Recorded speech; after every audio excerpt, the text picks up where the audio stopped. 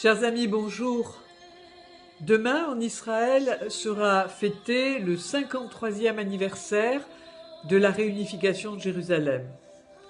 Sans doute, les festivités seront différentes de celles des années précédentes, mais nous savons que c'est un jour important pour le peuple israélien et pour le peuple juif. Par un concours de circonstances étonnant, Jérusalem, qui était divisée depuis la création de l'État d'Israël, redevient en 1967 une seule entité et le peuple juif peut revenir prier sur les derniers vestiges du temple construit par le roi Salomon. Lorsque je dis cela, je me rends compte combien cet anniversaire a une dimension à la fois historique et mystique.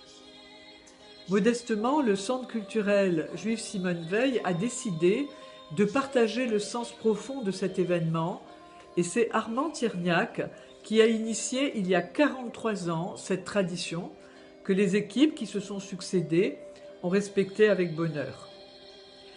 Nous avions l'intention cette année de nous retrouver autour d'un programme festif, mais les circonstances en ont décidé autrement.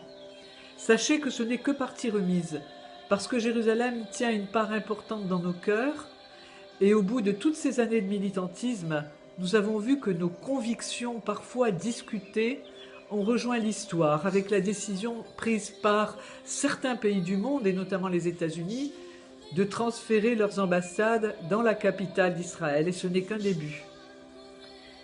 Nous avons ensemble, durant toutes ces années, honoré Jérusalem. Nous avons ensemble fêté Jérusalem, nous avons ensemble aimé le faire. Et nous continuerons, nous, ou les générations qui nous succéderont, de dire que Jérusalem est et sera la capitale éternelle d'Israël. À bientôt.